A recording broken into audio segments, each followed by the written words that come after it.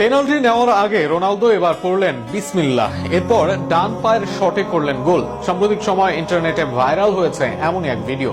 এর আগেও সৌদি আরবে যাওয়ার পর নানা সময় মুসলিম অনেক রীতিতে অভ্যস্ত হতে দেখা যায় রোনালদোকে। রোনালদোর পেনাল্টির আগে বিসমিল্লাহ বলা ও সৌদিতে তার ইসলামিক নানা রীতিনীতি পালন করা নিয়ে থাকছে প্রতিবেদন। 2022 বিশ্বকাপের পর সৌদি আরবে আসেন ক্রিস্টিয়ানো রোনালদো। রেকর্ড করে যোগ দেন সৌদি ক্লাব আল নাসরে। আল নাসরে যোগ দেওয়ার পর থেকেই রোনালদোর জীবনযাপন ও আচরণে কিছু পরিবর্তন চোখে পড়ছে।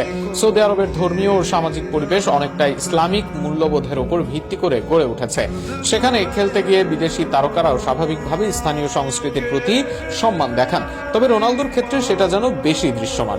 সাম্প্রতিক সময়ে সামাজিক যোগাযোগ মাধ্যমে ভাইরাল হওয়া একটি ভিডিও আবারও আলোচনায় এনেছে ক্রিস্টিয়ানো রোনালদোকে।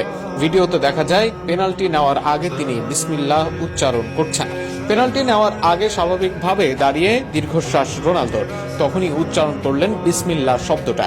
এরপর নিজের স্বভাবসুলভ পেনাল্টি গোল করে উদযাপনে ছুটে যান দূরে। শুরুতে বোঝা না গেলেও এরপর ক্যামেরার কল্যাণে উঠে আসে এমন দৃশ্য, যা রীতিমতো ভাইরাল বিশ্ব গণমাধ্যমে। শুধু বিসমিল্লাহ বলাই নয়, এর আগেও মাঠে গোল করার পর সিজদার মতো ভঙ্গিতে উদযাপন করতে দেখা গেছে রোনালদোকে।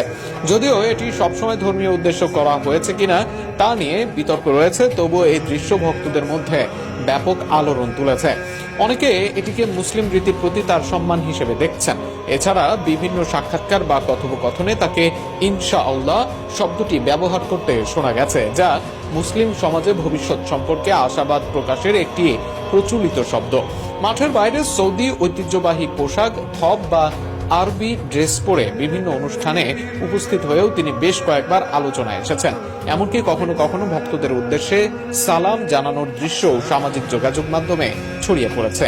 ভক্তদের একাধিকবার আসসালামু আলাইকুম বলেছেন CR7। এমনকি সৌদি আরবে আসার পর বিয়েও করেছেন রোনালদো, যেটাতেও অনেকে টানছেন ইসলামের দিক।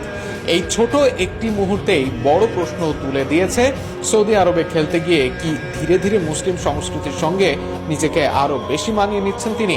সেটা রোনালদোর জন্য কেমন অনুভূতি হবে তা নির্ণয় করা না গেলেও মুসলিমদের জন্য দারুণ অনুভূতি।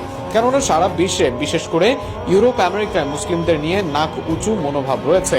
আর সেখানে এইরকম বৈশ্বিক সুপারস্টারের ইসলামের প্রতি নানা দুর্বলতা যে এমন মনোভাব কমাবে তাতে কোনো সন্দেহ নেই, আর সেটাই আগামী দিনে বাড়াবে বিশ্ব সম্প্রীতি।